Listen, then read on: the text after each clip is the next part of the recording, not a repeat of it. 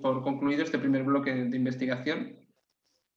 Muchas gracias a todos los asistentes y a todos los ponentes por acotaros al tiempo y por haberos dispuesto a llevar a cabo estas ponencias. Muchas gracias. Esther, paso. Vale, ya está. Vale. Gracias, Paul. Gracias a todos los ponentes. Bueno, la próxima mesa es la mesa de ensayos clínicos, que será moderada por la doctora Mónica Povedano, que es la coordinadora de la Unidad Funcional de Motoneurona del Hospital Universitario de Bellvitge y jefa de sección de neurofisiología del mismo hospital. Adelante, Mónica. Hola, Esther. Muchas gracias y gracias a los participantes de esta mesa, donde un poco siguiendo la línea que hemos querido plantear en esta jornada, pues hay una representante de la administración, van a haber un profesional médico y un representante del colectivo de pacientes.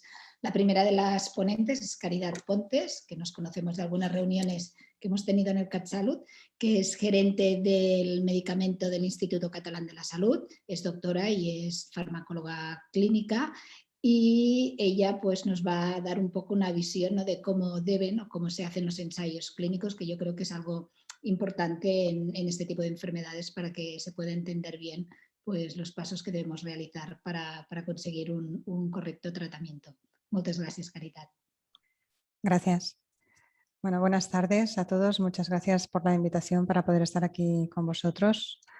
Voy a intentar hacer un repaso muy rápido de un tema que es, la verdad, tan largo como uno lo quiere hacer. Supongo que veis bien la presentación. ¿Sí? Sí, se ve perfecto. Vale, perfecto. Pues, bueno, pues voy a hacer un repaso un poco rápido de cómo son los ensayos clínicos en general y las distintas fases que tienen y una pequeña pincelada sobre cómo son estos ensayos clínicos en la esclerosis lateral amiotrófica. ¿Cómo es el desarrollo de los nuevos medicamentos? Pues básicamente es una carrera de obstáculos en la que en realidad todo el trabajo de los investigadores es intentar que los nuevos medicamentos no lleguen al final. ¿Por qué digo esto? Porque realmente es un proceso muy costoso en el que cualquier inversión que se realice sobre un producto que finalmente no vaya a llegar al mercado, pues genera muchísima dedicación de tiempo, muchísimos costes de oportunidad de otros productos que nos están investigando y genera unos gastos económicos muy importantes. Esto no se le escapa a nadie, ¿no? Este coste de la investigación clínica probablemente es lo que más conocemos todos, ¿no?, por los medios. Entonces, todo lo que es el proceso de desarrollo se trata de intentar, pues con todas aquellas moléculas prometedoras, con las más prometedoras, pues intentar ponerles todas las pruebas y todas las demostraciones cuanto antes mejor para ver si realmente pueden superarlas y pueden llegar a buen puerto, ¿no? Este proceso es un proceso largo y complejo, es un proceso que empieza desde la descubierta de los distintos medicamentos, bueno, estos son números que están basados sobre todo sobre lo que es la investigación de productos no biológicos, sino productos de síntesis química que tienen un rendimiento más bajo que los productos biológicos, pero aún así, de cada 5.000, 10.000 propuestas de nuevos medicamentos que se hacen, realmente solamente se investigan en serio pues unos 250 que pasan a lo que serían las fases previas al desarrollo clínico, son todos los estudios que se realizan en laboratorio y en modelos animales. Y luego viene toda la fase de desarrollo clínico que se divide en fases progresivas de riesgo, de volumen, de coste y de información que se obtiene, y que son las fases que luego os voy a explicar con un poquito más de detalle. El número de personas que reciben los nuevos medicamentos para hacer pruebas, para valorar si, por una parte, primero son seguros, después tienen algún tipo de actividad clínica y después, si esta actividad clínica se traduce en algún tipo de beneficio que pueda traducirse en un tratamiento eficaz para la enfermedad, pues el número de personas va creciendo, el número de personas también, al ir aumentando en volumen, también va siendo cada vez más representativo de aquellos pacientes que luego al final van a ser los que van a poder recibir el medicamento. Y solamente cuando ya se ha recogido suficiente información como para poder concluir si el producto realmente va a poder utilizarse en la práctica clínica, es cuando se puede solicitar una autorización de la comercialización del producto. Aquí tenemos un dibujo en el que tenemos puesta la FDA. La FDA no nos compete, la FDA es la Agencia Americana de los Medicamentos, nosotros tenemos nuestra agencia europea, pero como el gráfico era bonito, me van a permitir la licencia de que haya cogido este dibujo. Digo que cuando nosotros estamos haciendo este proceso de discovery o de investigación básica para intentar identificar nuevas moléculas, cuando tienen visos de poder ser realmente viables, pasan a una fase previa a la investigación clínica, que es todo este desarrollo preclínico de medicamentos en el que se hacen muchas pruebas, sobre todo dirigidas a la seguridad, pero también se hacen pruebas para valorar si el mecanismo de acción propuesto, es decir, cómo funciona el medicamento, pues puede llegar a tener algún tipo de utilidad en la práctica clínica. Pero el grueso de todo lo que se realiza cuando se hacen los estudios en modelos animales, sobre todo es para intentar caracterizar muy bien si los medicamentos que luego vamos a intentar utilizar en personas realmente tienen un grado de seguridad suficiente como para permitir este riesgo que supone siempre el dar una nueva sustancia no conocida a personas en principio sanas y después a personas que además están enfermas, ¿no? Siempre manteniendo aquella norma tan típica de la medicina que es el primero en hacer daño, ¿no? Se estudian las moléculas para toxicidades, se estudian las moléculas también para saber cada cuánto hay que darlas, hacia dónde se distribuyen, se absorben bien, cómo se eliminan. Y también se hacen todos aquellos estudios necesarios para poder formular, para poder hacer comprimidos, para poder hacer inyectables con aquellas sustancias que al principio no son más que un polvo sintetizado en el laboratorio. Pero los medicamentos obviamente no están destinados a su uso en animales cuando hablamos de medicina humana, sí, cuando hablamos de medicina veterinaria.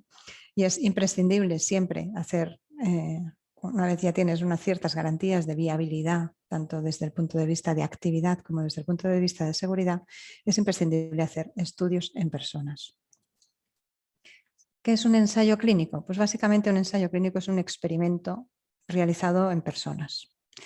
Y básicamente esto le confiere unas características desde el punto de vista de rigor metodológico y de corrección ética que lo hacen que sea un tipo de experimento tremendamente regulado. Los estudios clínicos requieren de mucha documentación de todo aquello que uno intenta o desea hacer. No se pueden hacer variaciones sobre la investigación sobre la marcha, sino que hay que escribir muy bien y detallar muy bien qué es todo aquello que se quiere realizar con el medicamento, cada cuánto se va a dar, qué es lo que se va a medir, durante cuánto tiempo se va a hacer la observación, cómo se van a analizar los resultados.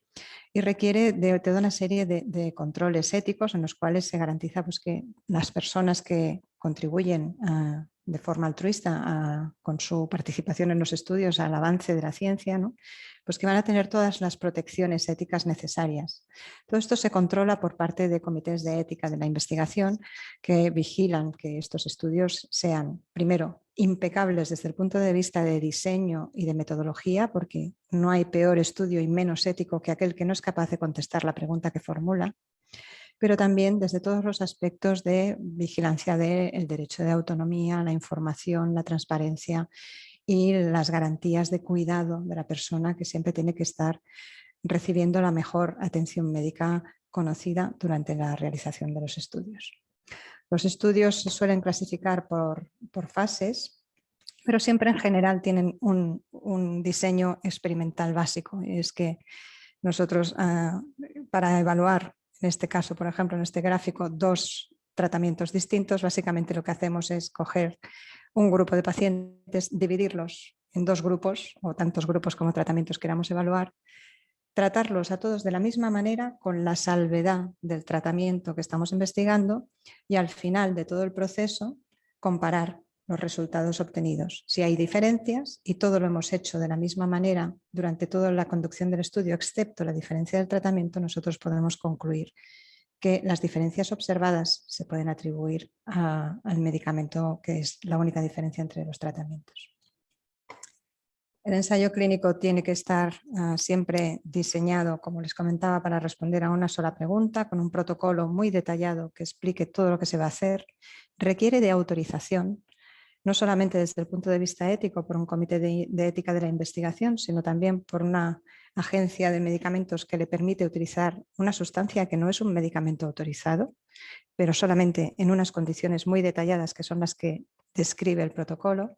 Se tienen que realizar con una serie de garantías desde el punto de vista ético y solamente se pueden hacer cuando tiene sentido al hacer la investigación clínica, porque existe una pregunta que realmente lo requiere y lo justifica.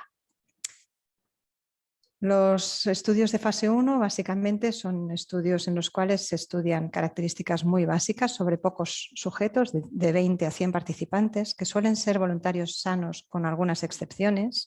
A veces podemos necesitar pues, alguna característica que justifique que participen pacientes, pero lo normal es que nosotros solamente estemos interesados en saber cómo se distribuye el medicamento en el cuerpo y si produce reacciones adversas que nosotros podamos prever de nuestros estudios preclínicos que podrían darse en seres humanos. La fase 2 es la fase de terapéutica exploratoria, es en la primera vez en la que nosotros intentamos ver qué pasa en la enfermedad cuando damos el medicamento. Intentamos ver si se modifica alguna característica clínica o si observamos algún tipo de mejora y caracterizamos también cuál es la mejor dosis, calibrando un poco cuál es el efecto clínico que observamos, si es que lo podemos medir, con los problemas de seguridad que podamos observar. Y de ahí se selecciona cuál es la dosis que luego nosotros vamos a intentar desarrollar más a fondo. Aquí ya participan más pacientes, entre 100 y 500 es un número muy típico y se suele hacer ya en un entorno clínico. Así como los estudios de fase 1 los hacíamos en unidades de investigación pura y dura, la fase 2 ya se realiza en un entorno de hospitales o de centros médicos. La fase 3 es la fase que nos va a dar la puerta para la autorización de comercialización. Se llama terapéutica confirmatoria porque básicamente se trata de demostrar si el producto realmente es eficaz y demostrar si el producto, además de ser eficaz, es seguro. Y de los datos que salgan de la fase 3 va a salir la evidencia principal para convencer a las autoridades regulatorias de que este producto se puede comercializar. Se suelen incluir muestras grandes, entre 500 y 5.000 pacientes, y por lo tanto pues, solemos necesitar que haya muchos centros participantes, incluso varios países, y hacemos ensayos grandes que además incluyen pues, pacientes muy variados. Con estos datos podemos pedir la autorización de comercialización, pero no se acaba ahí la investigación clínica. Todavía nos queda mucho por conocer del medicamento y esto lo hacemos después de la autorización, en condiciones más parecidas a lo que ya es el uso habitual del producto, básicamente para caracterizar cuestiones de seguridad o para comparar con otros tratamientos que podamos tener disponibles en estudios con muchos participantes, con evaluaciones a más largo plazo y que a lo mejor nos pueden dar información sobre nuevas indicaciones. En el caso de la esclerosis lateral amiotrófica, los ensayos tienen unas características que obviamente lo que hacen es reconocer un poco las características de la enfermedad. La Agencia Europea del Medicamento, tienen aquí esta referencia, tiene una guía específica sobre cómo deben ser los ensayos clínicos en estas indicaciones. Tiene unos cuantos años, desde el año 2016 la publicación, pero en esencia las recomendaciones que se hacen son bastante todavía vigentes. Los objetivos de los ensayos en esclerosis lateral amiotrófica básicamente son retardar la progresión o modificar o paliar ligeramente los síntomas. Pueden ser estos dos objetivos. En el caso de retardar la progresión... 5 minutos. ¿Vale? Pues en el retardar la progresión básicamente lo que se intenta es pues, medir impacto sobre acontecimientos graves, la muerte o la discapacidad severa. Los síntomas pues, normalmente lo que hacen es medir fuerza muscular. Los estudios pues, dependen un poco de la fase que tengan, ¿no? Las fases precoces pues, tienen básicamente objetivos de distribución del medicamento y de seguridad. Los diseños de los estudios se suele recomendar que sean estudios que utilicen placebo y que además sean a doble ciego, es decir, que nadie sepa qué es lo que se está administrando a cada uno de los grupos de tratamiento. Y eso es porque los tratamientos que existen en este momento, pues aparte del riluzol, pues en este momento todavía se considera que no acaban de modificar lamentablemente suficientemente la enfermedad. En esta guía se describen cuáles son los criterios de inclusión y de exclusión y cómo es conveniente estratificar a los pacientes cuando hay algún parámetro que pueda ser importante de cara al pronóstico de los pacientes para garantizar que quedan equilibrados entre los grupos. Y se describen cuáles son las variables que se tienen que utilizar para medir la eficacia del producto. Pues la supervivencia, la funcionalidad, las escalas que se utilizan para medir esta funcionalidad, la fuerza muscular, cómo se puede medir la función respiratoria, qué escalas de calidad de vida se recomiendan. Se habla también de cómo tienen que ser los estudios en poblaciones especiales, en niños o en personas de edad avanzada, y cómo se debe medir la seguridad, básicamente cómo hay que descartar que cualquier tratamiento empeore el curso de la enfermedad, ¿no? Esta guía tienen aquí la referencia y se la dejaré para que la puedan consultar. Para saber los ensayos clínicos que se están haciendo en marcha es conveniente conocer pues, distintos buscadores de ensayos clínicos. Tenemos los que se están realizando en España registrados en este registro español de ensayos clínicos, que en esta página web. También está el registro europeo, que nos permite saber cuáles son los ensayos clínicos que se están realizando en cualquier país europeo en todos los momentos y qué centros están participando y qué características tienen. Y luego está el registro de los ensayos clínicos americano de la FDA, que suele tener bastante información sobre ensayos clínicos realizados en cualquier lugar del mundo. A partir de los ensayos clínicos, al final, ¿qué es lo que obtenemos? Pues obtenemos medidas de beneficio y obtenemos medidas de riesgos. Y en función de si el beneficio es bajo o alto, o si el riesgo es muy elevado o el riesgo es bajo, pues tendremos los medicamentos que se sitúan en unos puntos de balance beneficio-riesgo distinto, que siempre idealmente deberían estar en este cuadrante verde, ¿no? En el que tenemos mucho beneficio y poco riesgo, pero que no siempre es así. A partir de ahí se generan toda una serie de documentaciones que se envían a las agencias de los medicamentos, las agencias reguladoras, en el caso nuestro a la Agencia Europea, que es la que valora eficacia, calidad, seguridad y balance beneficio-riesgo para dar la autorización de comercialización, que luego se ratifica por parte de la Agencia Española de Medicamentos y Productos Sanitarios. No acaba ahí el circuito. La autorización de los medicamentos solamente permite su comercialización, pero todavía falta asignarles un precio y decidir si se van a financiar a partir del Sistema Nacional de Salud. Esto se realiza a nivel interministerial con varios ministerios implicados en esta entidad, la Dirección General de Cartera Básica de Servicios. Y luego, a nivel de las comunidades autónomas, pues se hace una asignación de presupuesto para comprar los distintos medicamentos y se establecen una serie de recomendaciones sobre cómo utilizarlo, que se trasladan a los hospitales donde finalmente el medicamento puede adquirirse y prescribirse y darse a los pacientes. Todo el desarrollo de los nuevos medicamentos y todo el camino hasta la comercialización es un proceso muy complejo, largo y costoso, pero no imposible y que afortunadamente pues, funciona razonablemente en algunas indicaciones, en otras pues tenemos menos suerte, pero poco a poco nos va proveyendo de herramientas que nos permiten mejorar la salud de todos. Yo lo dejaría aquí, gracias.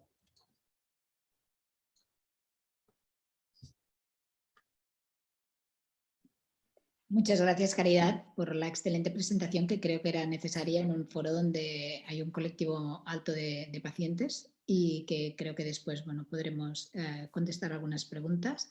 Y ahora doy paso a Bernat Bertran, que es neurólogo de la Unidad Neuromuscular del Hospital del Mar y que es un ejemplo de coordinación entre dos centros porque comparte también parte de su jornada laboral pues trabajando en la Unidad Funcional de Enfermedad de Motoneurona del Hospital de Belviche, en concreto coordinando un ensayo clínico. Y él nos va a hacer pues un excelente repaso de cómo está la situación actual de los ensayos o de los nuevos tratamientos en pacientes con enfermedad de motoneurona. Adelante, Bernat. Muy bien, gracias, Mónica. Bueno, supongo que veis todos la pantalla. Sí, se ve perfecto. Vale, lo explico ahora sí. Bueno, pues, evidentemente me ha tocado hablar sobre la actualidad de los ensayos clínicos en EMA, un tema que daría por bastante tiempo, pero que vamos a intentar hablar de los tratamientos más importantes en cuanto al último año. Primero de todo, me gustaría un poco que podéis ver, ¿no? La investigación, este es un artículo reciente, la investigación en los últimos 10 años en la esclerosis lateral amiotrófica ha aumentado de forma exponencial, como veis en la gráfica, y sobre todo todo esto en relación a nuevos tratamientos, nuevas estrategias, nuevas opciones y las nuevas innovaciones en cuanto al conocimiento genético. Antes de continuar, me gustaría repasar un poco una serie de conceptos que son importantes. En primer lugar, la ELA esporádica afecta a un 85-90% de los pacientes, mientras que la ELA familiar un 10-15%. Hay más... El so se't sent una mica distorsionat, no sé si és per l'altaveu o per... Se't sent distorsionat, sí? Sí, una miqueta. No sé si em sentiu millor així. Potser sí. Aviam. Sí? Hola? No, peor, ¿eh? Em sentiu bé o no? Sí, ara sí, se't sent una mica lejos, però bé. Bueno, al principio lo que decíamos, hay unos 50 genes asociados, de los más importantes tenemos el C9, que está presente en un 40% de las células familiares, y un 6-8% de las esporádicas, y el SOT1, que sería un 15-20% de las células familiares. A pesar de los distintos genes y mecanismos, el 97% de los pacientes presentan inclusiones en TDP43, ¿no? Y a nivel molecular parece ser que el mecanismo final es similar en todos ellos. Como ha comentado antes en la charla anterior, al final lo que nosotros necesitamos inicialmente son unos modelos animales, y estos modelos se generan induciendo mutaciones en estos genes que hemos dicho, C9, SOT1, y esto nos permite conocer la evolución de la enfermedad, por un lado, y dos, ver la eficacia de los tratamientos. Y como veréis posteriormente, que insistiré, hay mucha dificultad en obtener biomarcadores diagnósticos que nos permitan realizar estudios con un grupo homogéneo de pacientes y ver la progresión, si esta progresión es favorable o no, en función del tratamiento por la falta de métodos objetivos de cuantificar. ¿Qué atacamos? Al final, como ya sabéis, hay muchísimos mecanismos. En un primer lugar, pues tenemos la neuroinflamación, tenemos la excitotoxicidad, tenemos alteraciones a nivel del RNA, disfunción mitocondrial, alteraciones en el transporte axonal. Hay muchos mecanismos y probablemente en función del paciente hay un mecanismo que es más importante que otro. Si revisamos los tipos de estudios desde el 2018, vemos que la gran mayoría de estudios son fase 2, aunque cada vez más hay más fases 2 y 3. Y si revisamos el tipo de diana terapéutica, vemos que en la gran mayoría de pacientes, la gran mayoría de estudios, la diana terapéutica es la neuroinflamación, mientras que en segundo lugar está el estrés oxidativo. Es importante destacar este 7% que está en verde, que es una terapia que recientemente está teniendo un peso importante, que es la terapia antisense, que hablaremos posteriormente. Así pues, hablamos primero de ella, la terapia antisense. Hay 3 moléculas en estudio. La terapia antisense lo que utiliza es una serie de moléculas que se llaman oligonucleótidos de cadena simple, que lo que hacen es unirse a unas secuencias de RNA. Este RNA genera una proteína con la intención de reducir, restaurar o modificar la expresión de esta proteína. Es decir, que no se exprese, si tenemos una proteína que se expresa que está alterada, la intención es que no se exprese con la intención de poder eliminar esta función anormal. Actualmente hay 3 ensayos que seguramente todos conocéis. El Tofersen, que es un ensayo reciente que ha salido, que actúa sobre el SOT1. Ha salido actualmente el ensayo fase 2 y el fase 3 está en activo. Hablaremos posteriormente de los resultados. El C9, que actualmente está en una fase 1, es decir, aún estamos mirando la seguridad, que en principio finalizará en septiembre de 2021. Y la Taxina 2, que en principio también es una fase 1, que tendría que finalizar una vez se sepa que es seguro. Todos estos tratamientos se administran por vía intratecal, es decir, se realiza una punción lumbar y se inyecta el fármaco en el líquido cefalorraquídeo, y esto nos plantea una cosa que en un futuro, que ya se habla en todos los congresos, en un futuro cercano, quizás nos lo tenemos que plantear, es si cambiará la práctica clínica, si estos tratamientos tendremos que solicitar el estudio genético en todos los pacientes, debido a que sabemos que, a pesar de la ELA familiar, hay unas ELAs esporádicas que algunos de ellos tienen mutaciones. Cuando repasamos el ensayo fase 1 y fase 2 de Fercel, sabemos, repetimos, que el 2% de las EVAs en global tienen una mutación en el gen SOT1, que este gen lo que hace es un detoxificador y por lo tanto cuando está mutado los detritus se acumulan en la célula y se produce la muerte neuronal. Los participantes eran EVAs con una mutación, con una función respiratoria preservada y se incluyeron 50 pacientes. Veis que 38 tomaban el fármaco y 12 el placebo. Como bien han comentado anteriormente, deben ser estudios randomizados, doble ciegos, controlados con placebo. Y en este caso, el periodo de intervención eran 12 semanas con 5 dosis y un periodo de seguimiento de 12 semanas. No hubieron efectos adversos, nada a destacar. Y en cuanto a los resultados, en la tabla de la izquierda tenéis la escala de Baena, que todos conocéis, que el valor máximo es 48 y el mínimo 0. En principio, la función respiratoria y la fuerza muscular.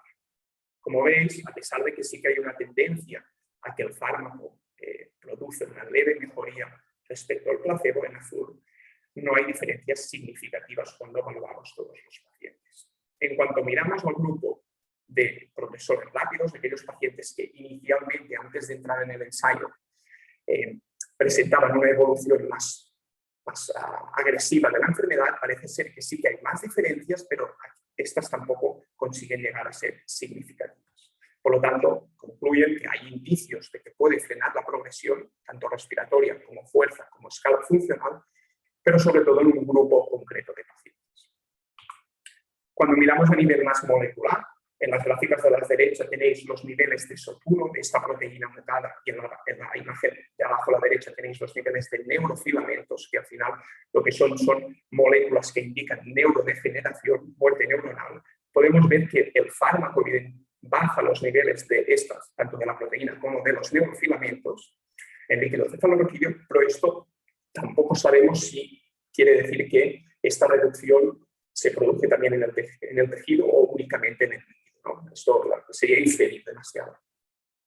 En cuanto a limitaciones del estudio, pues son pocos participantes, en fase 2 hay poca duración del tratamiento y hay mucha heterogeneidad clínica. Fijaros que hay un subgrupo de pacientes que parece que mejora mucho, pero otro que realmente no mejora tanto. Este tratamiento y la aparición de estas mutaciones genéticas ha planteado que recientemente se está empezando y empezará dentro de poco un tratamiento para pacientes presintomáticos, vamos a decir adultos presintomáticos, es decir, aquellas personas que tienen una mutación de SOT1, se les realizará un seguimiento evaluando los neurofilamentos y en el momento que suban los neurofilamentos indicando que hay una neurodegeneración, se iniciará el tratamiento para ver si la evolución es distinta. Otro mecanismo es la apoptosis, en este caso vamos a hablar del TULCA, esta molécula que es un ácido taurocurso desoxicólico. Este fármaco lo que hace es reducir la muerte neuronal, modificando el estrés que produce el retículo endoplasmático y la disfunción mitocondrial. Este estudio, hay más pacientes, hay 137 pacientes, es un fase 2, también randomizado y doble ciego, y hay un seguimiento de 24 semanas. En cuanto a efectos adversos, como podéis ver, no hay diferencias entre el fármaco y el placebo. Y en cuanto a resultados, como podéis ver, hay una diferencia tanto en la escala total, la fuerza y la función respiratoria, pero tampoco llega a ser estadísticamente significativo. Sí que parece ser que el fármaco enlentece la enfermedad, pero esta no llega a ser significativa. En cuanto a la supervivencia, si miramos a 24 semanas, se ha hecho un estudio de supervivencia a largo plazo. Recuérdalo, Cari, que vas a estar ahí media hora para nada. En principio, ya lo mejor se tira media hora, porque si no tiene prisa. No hay diferencias en cuanto a la probabilidad de éxitos, traqueostomía o hospitalización a las 24 semanas, a pesar de la tendencia del fármaco. Y en cuanto a la supervivencia por sí solo, vemos que el fármaco a 24 semanas sí que parece que el grupo que tomaba el fármaco tenía una probabilidad de supervivencia mayor respecto al grupo placebo.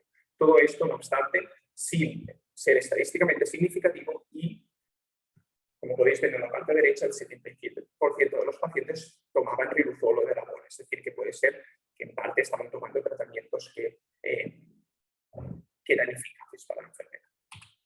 Finalmente, células madre, un tema muy de moda en todos los ámbitos de la medicina. En primer lugar, yo creo que es muy importante que todos entendamos que las células madre no pretenden sustituir las motoneuronas degeneradas. Esto, metodológicamente hablando, es muy difícil porque esto tiene, por un lado, se tienen que crear nuevas sinapsis en unos músculos concretos y por lo tanto es muy difícil. Y la intención de las células madre, sobre todo, es reemplazar aquellas células no neuronales, células del sistema inmunitario del cerebro, aumentar los factores neurotróficos y disminuir la inflamación. Como veis, hay varios tipos de células madre, células mesenquimales, células neurales y células pluripotentes. Cuando analizamos los ensayos clínicos, hay 30 estudios clínicos y 9 ensayos clínicos. Muy pocos se han publicado los resultados en revistas científicas. A pesar de que sabemos que es factible y seguro, muy pocos resultados han sido publicados. La metodología es muy diversa, es decir, hay varios tipos de orígenes de las células, las dosis son distintas, cada uno se han administrado de forma distinta y los estudios son con pocos participantes. Por lo tanto, ahora, actualmente hay pocos datos de eficacia y de homogeneidad entre los estudios con células madre. El estudio más importante, el que probablemente todos conocéis, que es el Durón, se ha publicado en se hizo una conferencia en la reunión internacional de ELA, no está publicado el ensayo, es un ensayo fase 3 con células madre mesenquimales. Inicialmente se hizo un screening de 189 pacientes, pero solo se seleccionaron aquellos con una progresión grave. ¿Vale? Se randomizaban 1 a 1, es decir, recibían cada paciente o neurón o placebo, y el tratamiento se realizaba a la visita inicial a las 8 y a las 16 semanas. Cuando vamos a los resultados, primero de todo es importante siempre fijarse en el objetivo primario cuando vamos a leer los resultados del ensayo. En este caso, el objetivo primario es un poco complejo porque lo que querían ver eran aquellos pacientes que experimentaban una mejoría en la caída de la escala funcional. Es decir, un ejemplo, si un paciente empeoraba 1,7 por mes sobre una escala de 48, se consideraba respondedor si pasaba a empeorar 1,7 menos 1,25, es decir, 0,45 por mes. ¿Vale? Aquí tenéis la escala del número de respondedores y aquí tenéis las semanas. Al final, a las 28 semanas, el neurón había 34% de respondedores y el placebo 27,7%. No hay diferencias significativas.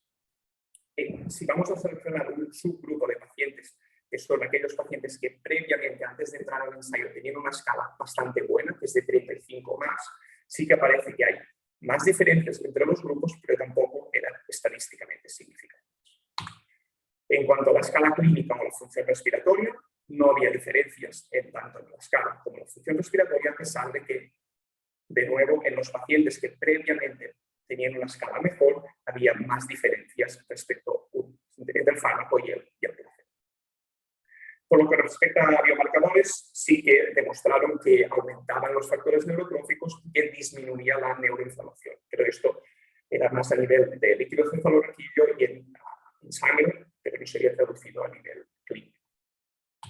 Así pues, como conclusión, me gustaría un poco explicarlo dónde estamos ahora y hacia dónde vamos con los ensayos clínicos. Actualmente tenemos un grupo de pacientes que englobamos dentro de lo que se llama esclerosis lateral amiotrófica, que es un grupo heterogéneo, cada uno tiene un fenotipo, tiene una forma de expresarse distinta. Estamos dando un único tratamiento y de aquí tenemos pacientes que tienen efectos adversos, pacientes que no responden y pacientes que responden, ¿no? Como habéis podido ver en subgrupos de pacientes. El futuro irá hacia un futuro presente cercano. A partir de este grupo vamos a coger datos demográficos, los subtipos fenotipo clínico de paciente y el subtipo molecular, donde se incluirá probablemente el estudio genético, y crearemos varios grupos. De estos grupos podremos tener un endofenotipo que, si podemos conseguir biomarcadores, podremos individualizar el tratamiento para cada grupo y que todos ellos sean respondedores. Por lo tanto, en conclusión, evidentemente hay muchos avances en fisiopatología, el problema es que hay muchos mecanismos.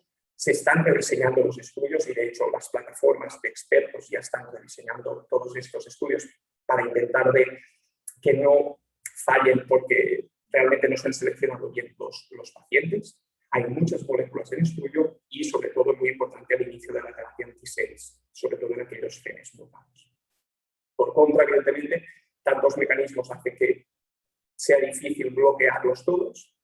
Hay mucha variabilidad fenotípica entre pacientes y eso nos dificulta a todos, tanto el diagnóstico como validar si realmente el tratamiento funciona.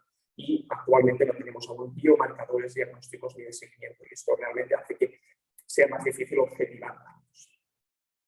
Así que muchas gracias. Creo que lo importante, y que ya se ha dicho, es que al final tenemos que ir todos de la mano, crear alianzas y todos juntos hacia un mismo objetivo. Doncs moltes gràcies, Bernat. Muchas gracias, Bernat. Ya excelente revisión, que a mí me surgen algunas preguntas, pero ahora, si dejas de compartir pantalla, ¿sí? Vale, perfecto. Ahora, pues me gustaría dar entrada a dos pacientes que creo que deben estar por aquí, que participan en ensayo clínico. No sé si están o no están en el chat, si está, y si no están, entonces haré las preguntas. No sé si está por aquí Joan Carles Díez y Juan Carlos Unzue. No sé si están o no están. Mónica, ¿estáis? Ah, vale, Juan Carlos. Hola, ¿qué tal? ¿Cómo estás? Buenas Vale, tardes. perfecto, buenas tardes. Bueno, un poco como ves en toda la jornada, pues se habla del papel del paciente en todo, en la investigación clínica, en los ensayos, en todo el momento. Entonces, un poco una pregunta que yo quería hacerte para empezar el debate es que siempre los pacientes pues, nos han dicho a los profesionales, ¿no? De que no les gusta pues, cómo planteamos la realización de los ensayos clínicos y en las características de esta enfermedad. Y un poco pues, como presentar claridad. Mira, aquí está Joan Carles, ¿no? Joan Carles, hola Joan Carles. Hola.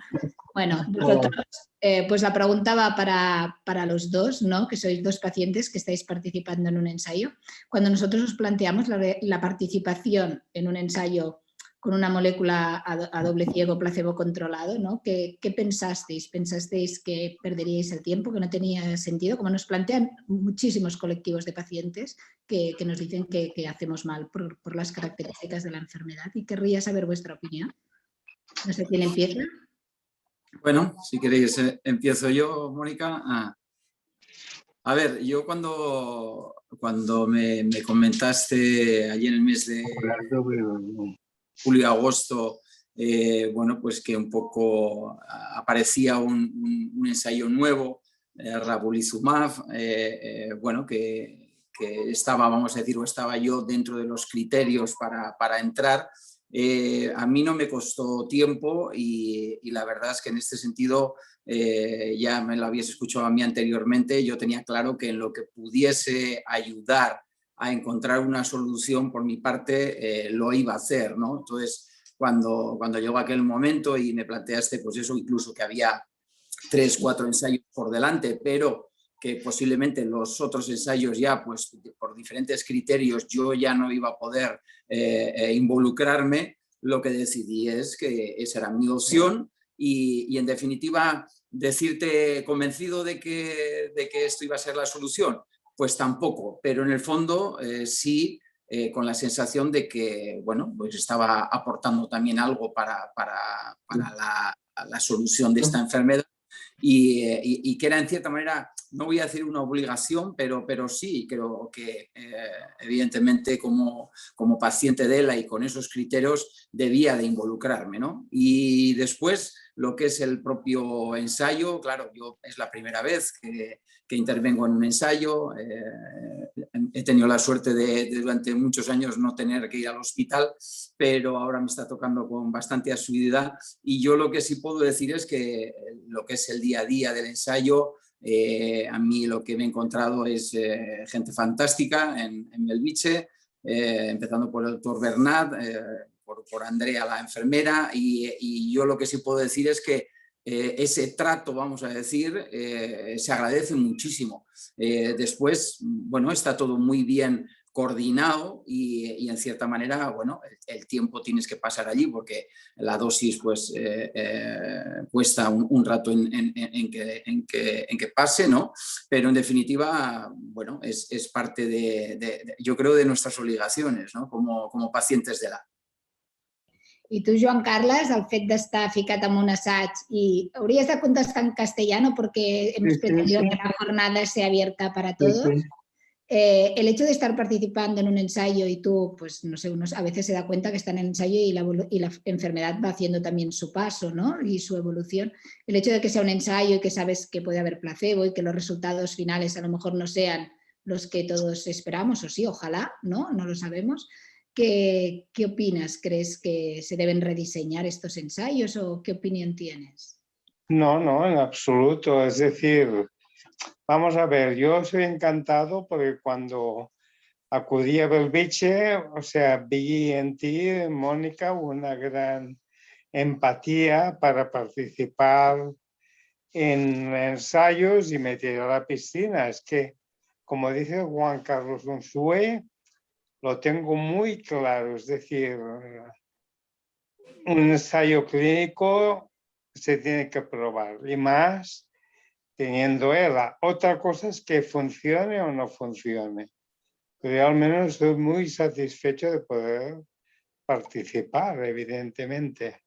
Y encantado con Bernat también, con Carlota y el trato que se me da.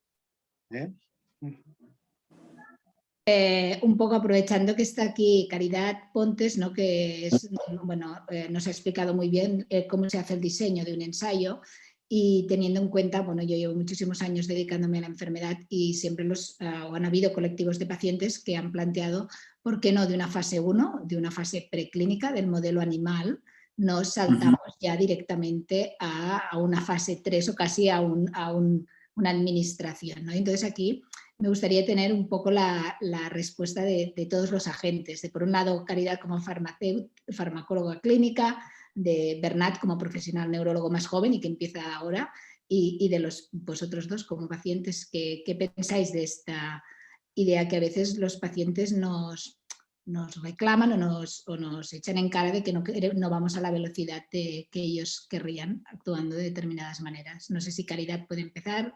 Vamos ahí, pues que os veo en la pantalla así, ¿eh? Bueno, yo creo que se trata de una cuestión de proporcionalidad del riesgo, ¿no? O sea, no tenemos que olvidar, ¿no?, lo que os comentaba antes en la presentación. La investigación con personas tiene un componente médico de cuidado del paciente participante y tiene un componente ético de experimentación con personas que requiere de toda una serie de prudencias extremas, ¿no? Prudencias extremas que no deben frenar el avance de los remedios que pueden precisamente curar a estas personas, pero es un equilibrio muy complejo y es un equilibrio que forzosamente tiene que ser garante, porque realmente de la prudencia y la proporcionalidad en la aproximación a la investigación clínica se deriva que no tenemos grandes catástrofes en investigación clínica de haber hecho daño a muchas personas. En realidad es un sistema que funciona bastante bien. Había unos números ahora ya un poco antiguos, ¿no?, pero de número de pacientes que habían entrado en estudios de primera administración en humanos hasta no me acuerdo exactamente qué año, pero eran sobre unos 200.000 participantes en ensayos de primera administración en humanos. No había habido más que una única muerte de un paciente que había mentido sobre un antecedente previo porque quería participar, ¿no? Lo cual quiere decir que realmente, a pesar de que estamos empezando a administrar sustancias totalmente desconocidas, tenemos toda una serie de garantías de seguridad, que lo último que le falta a un paciente enfermo sin solución para su enfermedad es que encima le intoxiques o le des un tratamiento que le pueda ir mal, ¿no? Es cierto que esto se tiene que compensar bien con una agilidad suficiente para el desarrollo de los nuevos medicamentos, pero bueno, siempre prima un poco esta prudencia. Lo mismo para el placebo. Te he visto ya 2 veces, Mónica, ¿no?, que tenías ganas de sacar el tema del placebo, porque el tema del placebo... Quiero que lo saques porque la presión de los colectivos de pacientes es complicada de gestionar y vuestra ayuda también a nosotros nos va bien. El placebo es una de las medidas éticas más potentes que tenemos en metodología. Por una cuestión, por dos cuestiones básicas. La primera es que te permite saber la verdad, cosa que cuando tú utilizas un tratamiento supuestamente activo, pues nunca acabas de poder concluir si realmente la comparación que estás haciendo, si no observas diferencias o si las diferencias que observas son pequeñas, pues no puedes acabar de concluir muy bien. Mientras que si tú tienes un control de lo que es la ausencia de tratamiento, siempre que esto sea aceptable, que hay muchas maneras de usar el placebo, pero si tú tienes un control negativo, tú puedes concluir lo que hace el medicamento si observas una diferencia. La segunda y más importante, y creo que la que más impacta a todos, es que el número de pacientes necesario en un estudio controlado con placebo siempre es muchísimo menor que en cualquier estudio comparado con un tratamiento activo. Eso quiere decir que si el medicamento nuevo tiene algún problema de seguridad o no es eficaz, el número de personas a riesgo en un estudio comparado con placebo es muchísimo más bajo. Entonces, si un placebo tú lo gestionas, primero, garantizando que todos los tratamientos de base que no interfieren están administrados por igual en los dos brazos, que tienes un sistema de rescate para cualquier posible complicación que requiera de un tratamiento activo inmediato y que puedes estar vigilando la eficacia que va apareciendo en tu estudio de una manera continua, con estudios con diseños secuenciales o con diseños adaptativos con análisis intermedios, que puedas parar tan pronto veas las diferencias. El placebo es la mejor noticia que puede tener un paciente que participa en un ensayo porque permite tomar decisiones. Entonces yo soy súper defensora del placebo. Es cierto que a quien me toca dice, ay, pero a mí me voy a quedar sin activo. Bueno, o a lo mejor sin tóxico. Que es que cuando hacemos un ensayo no sabemos lo que va a pasar y esto se nos olvida porque tenemos muchas ganas de que funcione, pero no hay ninguna promesa de que eso vaya a funcionar. Vale. Muchísimas gracias, Caridad. Agradezco mucho tus comentarios. Y Joan Carlos o Juan Carlos, ¿algún comentario al respecto? Sí, yo puedo entender, aunque no opine de la misma manera, puedo entender perfectamente, solo faltaría a mis compañeros de enfermedad, ¿no? Claro, al final saber que tú tienes una enfermedad incurable, que la esperanza de vida te la han acortado, uno tiene, yo creo, la sensación pues de un momento dado voy a probar lo que sea para intentar solucionar el problema, ¿no? Yo, sinceramente, ya me conoces, Mónica, no he sido de estos, ¿no? He tenido un poco más de tranquilidad, he confiado en la medicina, en vosotros los profesionales y, en definitiva, yo creo que es importante, como decía la doctora, tener esa seguridad, ¿no? También, ¿no? Y en definitiva, bueno, es complicado quitar esa ansiedad o esa impaciencia en una paciente de ELA, pero creo que tenemos que intentar mantenerla lo mejor posible, ¿no? Y que realmente estos ensayos, pues, vamos a decir, como mínimo que no nos generen, vamos a decir, unos síntomas negativos, ¿no? Bastante tenemos ya con la ELA, pero bueno, también es cierto que, como decía la doctora, vuelvo a repetir, ese riesgo siempre lo tienes y lo tienes que asumir en el momento que accedes, ¿no? a entrar en un ensayo. Molt bé. I Joan Carles, tens alguna cosa a dir? Sí, bueno, no, yo defiendo completamente el método científico. Es largo, fase 1, fase 2, fase 3, pero es necesario, con lo cual apruebo completamente toda la metodología clínica, evidentemente. Muy bien, muchas gracias. Yo agradezco estos comentarios de todas las partes porque sobre todo en un foro donde creo que hay más colectivos de pacientes y para que la gente pues, entienda que a veces cuando nos dicen que no hacemos lo suficiente o no queremos hacer, que entiendan que nos guiamos pues, por un método científico y es ahí donde creemos que vamos a encontrar la solución. Y Bernat, no sé si alineado con esto o una pregunta que hay aquí en el chat sobre el tema de las terapias con oligonucleótidos antisentido y pacientes sintomáticos. Sí. ¿Cuál es tu opinión? Sí, en principio el proceso se está haciendo en fase 3 ahora mismo con pacientes sintomáticos, es decir, con la mutación y que han empezado ya a desarrollar la enfermedad. Si bien es cierto que los criterios de inclusión en principio siempre son, evidentemente, un tiempo de enfermedad, ¿no? Es decir, habitualmente está entre los 12 y 18 meses desde el inicio de los síntomas, ¿no? Los criterios de inclusión para este tipo de estudios. En cuanto al tratamiento presintomático, en este caso, lo que se hace es pacientes familiares, probablemente, de pacientes que ya se les ha hecho un estudio y se les detecta la mutación por SOT1. Lo que se hace es, cada 28 días se va estudiando la presencia o los niveles de neurofilamentos que lo que hacen es traducen neurodegeneración en líquido cefalorraquídeo, ¿no? Cuando estos neurofilamentos llegan a un valor que se ha estipulado que es probablemente indica una neurodegeneración importante, se inicia el tratamiento. Por lo tanto, hay probablemente dos partes, una parte en presintomáticos y otra parte en sintomáticos, que de momento en fase 2, pues, bueno, hay indicios de que podría ir bien, pero aún faltan datos, evidentemente. Muy bien, muchas gracias. Un poco para que quede tiempo para la siguiente mesa y yo ya para concluir por algunas cuestiones que he visto en el chat. Respecto al paciente que dice que si no hay nada esperanzador, yo creo que el 2020 y 2021 ha sido un año horrible de pandemia, pero con los años que llevo dedicándome a esta enfermedad, nunca en mi vida había tenido 6 ensayos clínicos en marcha con enfermedad de motoneuronal, con lo cual no es un horizonte nada esperanzador, para mí es un horizonte muy esperanzador, un horizonte que además coloca a Cataluña y el Estado español en muy buena posición a nivel europeo, un horizonte esperanzador porque se ha creado una plataforma que aglutina pues, los agentes que estamos aquí, o sea, aglutina a las asociaciones de pacientes, aglutina a los investigadores y a los clínicos en una plataforma TRICALS, cuyo único objetivo es una creación de nuevas plataformas de ensayos clínicos y la realización de más ensayos clínicos.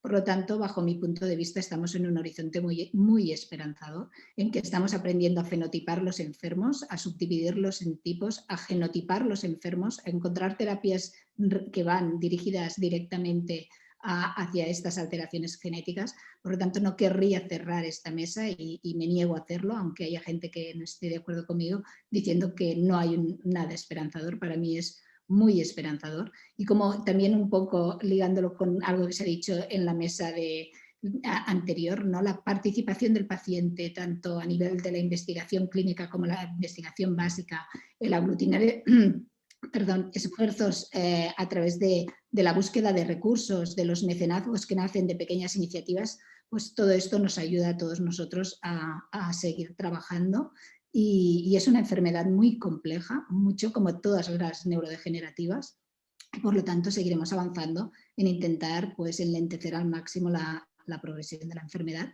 Y espero seguir haciendo jornadas de este tipo, participando todos juntos, que es como realmente avanzaremos. Y ya no me enrollo más, que si no Esther me va a matar, pero me negaba a cerrar con nada esperanzador. Muchísimas gracias a todos los ponentes, a los pacientes que estáis ahí dándolo todo y bueno, y seguimos adelante con la jornada. Gracias, Caridad. A ambos, Juan Carles y Joan Carles y Bernat, muchas gracias. Muchas gracias. Gracias. Bueno, gracias a ti también, Mónica. Vamos a dar paso a la parte final de esta jornada, la mesa final, que está en relación al final de vida. Esta mesa la voy a moderar yo misma, no solo como directora de la Fundación Catalana DELA, sino también como trabajadora social que ha acompañado a muchos afectados y familiares en el proceso de enfermedad. Y antes de empezar la mesa, me gustaría decir que